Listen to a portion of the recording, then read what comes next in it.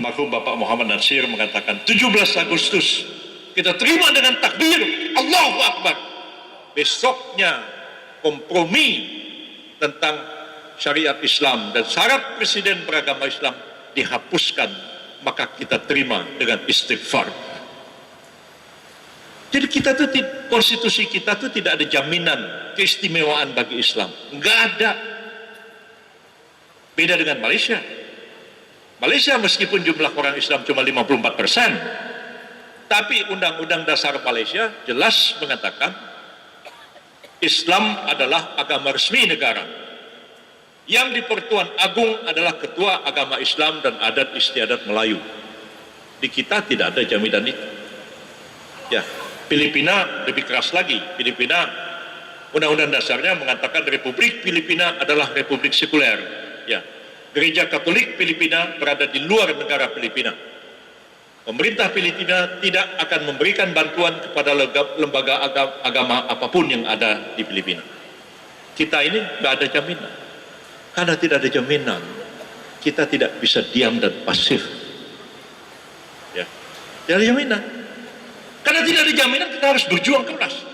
Sama halnya kalau kita membaca syair-syair Muhammad Iqbal. Iqbal mengatakan Rasulullah Sallallahu Alaihi Wasallam sudah wafat, dan kita selain daripada orang Ahmadiyah, ya, yakin bahwa Nabi Muhammad Sallallahu Alaihi Wasallam adalah khatamun nabiyyin, penutup segala nabi. La nabiyya ba'dah, tidak ada lagi nabi sesudah beliau. Karena nabi sudah wafat dan tidak akan ada nabi yang baru. Maka nasib umat Islam tidak tergantung pada siapa-siapa lagi. Tidak seperti orang Yahudi menunggu-nunggu kedatangan Nabi Musa untuk kedua kalinya.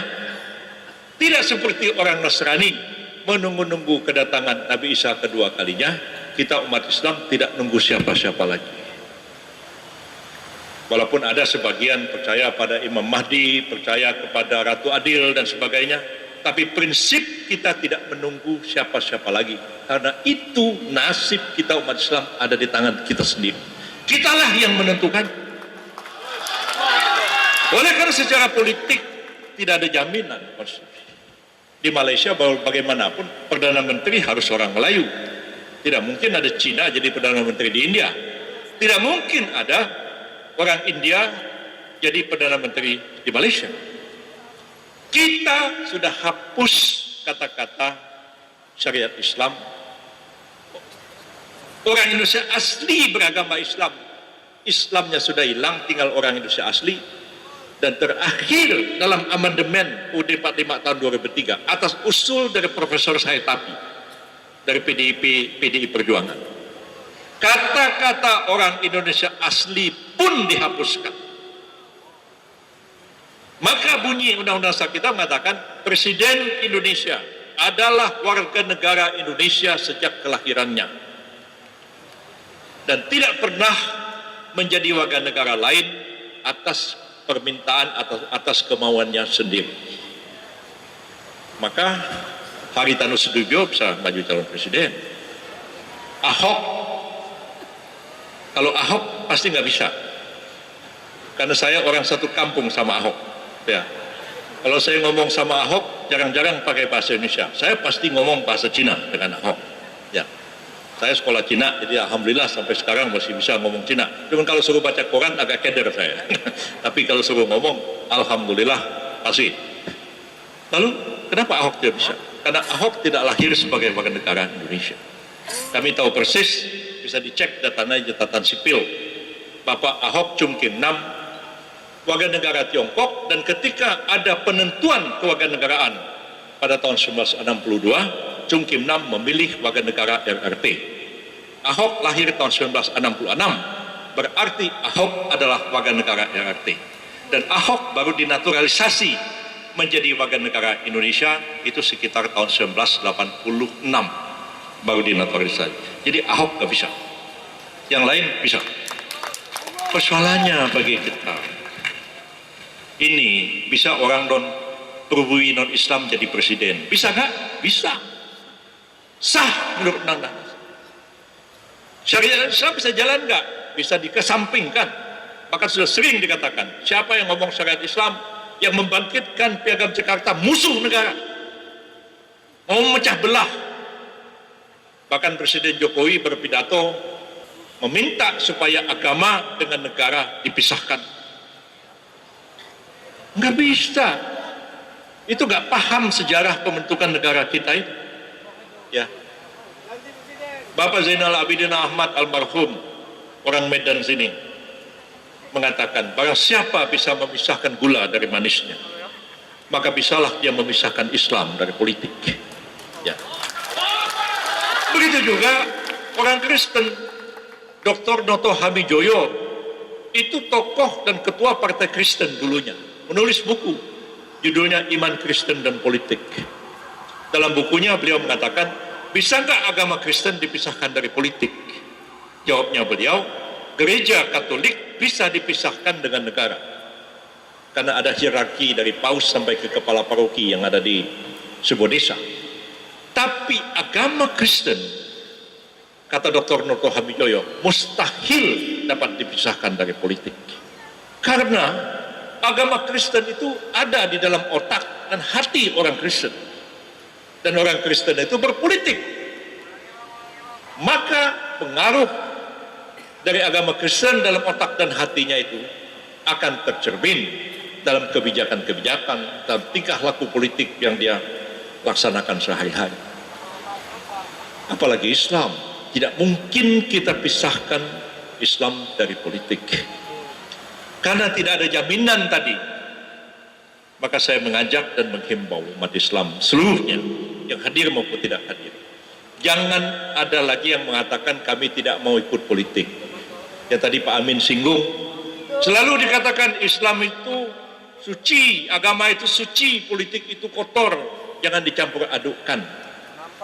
Kita nggak peduli sama politik, lantas orang lain yang memegang kekuasaan politik baru tahu seperti yang dialami oleh Hizbut Tahrir Indonesia. Ya, dulu diajak politik, oh nggak mau, kami mau khilafat, yang ini tohut, kami nggak mau. Lalu nggak mau nyoblos, nggak mau ikut pemilu, nggak mau apa. Begitu datang Jokowi jadi presiden, selembar surat diterbitkan, dibubarkan HTI, mereka nggak bisa bikin apa-apa. Saya bilang pada orang HTI, ya segudang kepintaran itu tidak ada artinya dibandingkan dengan segenggam kekuasaan. Ya. Ya. Presiden itu ya, walaupun goblok, ya, saya nggak sebut namanya siapa, ya, saya nggak bilang siapa-siapa. Ini presiden dalam artian umum. Walaupun orangnya itu goblok, ya, segoblok-goblok dia itu, dia presiden. Kami ini, saya, Pak Amin dan lain yang ngaku-ngaku pintar ini, nggak ada apa-apanya. Kita bukan siapa-siapa. Ya. Saya ingat satu hari cerita ya, sidang kabinet zamannya Gus Dur, saya Menteri Kehakiman, Gus Dur, Bu Mega, Menko Polhukam, terus saya sebelahnya. Gus Dur mau keluarkan dekret, nah, Pak Amin tahu persis cerita ini, mau keluarkan dekret, mau bubarkan DPR MPR, mau menghidupkan TAP MPRS 25 tentang larangan PKI dan larangan penyebaran Marxisme, Leninisme dan sebagainya. Wah, Gus Dur ngotot. Saya keras ngomong di kabinet, saya bilang, minta maaf Bapak Presiden, saya Menteri Kehakiman harus menjelaskan dari segi hukum. Saya jelaskanlah dekret tahun 59 itu kayak apa. Tidak mungkin ada dekret tanpa didukung oleh kekuatan militer. Ya, karena dekret itu adalah revolusi hukum. Benar atau tidaknya bukan diukur di awal, di ujung. Kalau dia bisa pertahankan dekretnya itu, dekret itu menjadi sah. Kalau tidak, dia bisa dituduh sebagai pengkhianat, bahkan dituduh melakukan kudeta. Yang kedua, saya katakan, menghidupkan PKI ini bisa jadi heboh besar. Wah, saya ngomong panjang lebar, Gus Dur marah, ambil ketok palu, kabinet skors. Saya sempat ditegur Ibu Erna Witular, kenapa itu menteri kok kritik presiden dalam bidang kabinet? Ya bagaimana nggak ada kritik, masa mau ngidupin PKI yang benar dong? Ya kan, masa mau dekret, masa mau apa, masa saya diem? Begitu Gus Dur tutup ketok palu, Saya lari-lari keluar kabinet. Saya dikejar sama 3 jenderal. Pertama namanya Laksamana Widodo AS, kedua namanya Susilo Bambang Yudhoyono, ketiga namanya Agung Gumelar. Pak Agung bilang, bos, jangan kenceng-kenceng jalannya. Saya bilang, saya mau pulang aja. Besok juga saya dipecat sama Gus Dur. Ya. Saya bilang, tar dulu, bang, ngomong dulu. Pak Widodo AS bilang, bang, kami sependapat sama Bang Yusril. Gak benar itu Presiden. Masa mau bubarin DPR, masa mau... Loh, saya bilang, kenapa tadi tidak ngomong? Ya, jawabnya apa? Ya, kita ini prajurit. Mana mungkin kami ini akan melawan Panglima tertinggi. Nah, itu dia. Saya ceramah kemarin itu diundang di pertemuan alumni Gontor di Banten. Di sebelah saya Pak Gatot Nurmantio. Waktu itu belum pensiun nih. Masih jenderal aktif walaupun bukan lagi Panglima TNI. Saya bilang, segoblok-goblok Presiden. Dia Presiden. Dipanggil Panglima TNI. Nah, hari ini saudara saya pecat. Berhenti itu Panglima TNI. Nggak bisa ngelawan. Tanya nih sama Pak Gatot sebelah saya ini. Pak Gatot senyum-senyum. Jadi, jangan kita itu pikir, oh ini orang kok tampangnya sederhana, tampangnya wong deso, gitu ya. Kita sudah pilih jadi presiden. Ya, jangan model Pak Yusril, orangnya berduis, ya, bajunya kayak Tengku Melayu, katanya kan begitu kan. Orang yang ini tidak ada pengaruh wajah orang itu dengan kebijakan-kebijakan yang dilakukannya. Ya, Bung Karno itu, siapa yang bilang Bung Karno itu tampangnya merakyat? Enggak. Pakai jas putih mentereng, sepatunya mengkilat, kacamatanya Yahud, mereknya Ray-Ban zaman dulu itu. Pecinya bagus. Bung Karno gagah, pakai mobil, bak terbuka. Hobinya koleksi barang-barang antik, patung, lukisan. Siapa bilang Bung Karno merakyat? Enggak merakyat tampangnya itu. Tapi siapa yang mengatakan Bung Karno itu tidak pro rakyat? Sangat berat. Lah yang sekarang ini tidak ada hubungannya. Wajah itu lah katanya saya ini dibilang diktator, wong tampang saya tampang wong deso. Enggak ada urusannya. Tampang wong deso nggak deso itu bisa aja jadi diktator. Tampang deso nggak deso bisa aja pro asing, tidak pro kepada rakyatnya sendiri. Jadi pesan saya kepada kita semua, ya, jangan lupakan politik ini. Pak Amin tadi mengatakan ini 2019 sudah dekat, pilkada sudah dekat di Sumut. Jangan kita diam-diam aja, adem ayem aja. Seperti yang saya katakan kepada kawan-kawan HTI, katanya kalau HTI dibubarkan 100 pengacara akan membela HTI. Datang saya ke pengadilan, saya tanya Ismail Yusanto, mana yang 99 lagi nih pengacara yang bela Anda ini? Oh, awak sendiri pula yang datang ke pengadilan yang bela. Jadi mana yang 99 lagi nih, saya bilang. Nah, ketika orang sudah dalam kesusahan, yang lain pada takut menjauh. Saya berjibaku aja, saya lawannya nggak peduli.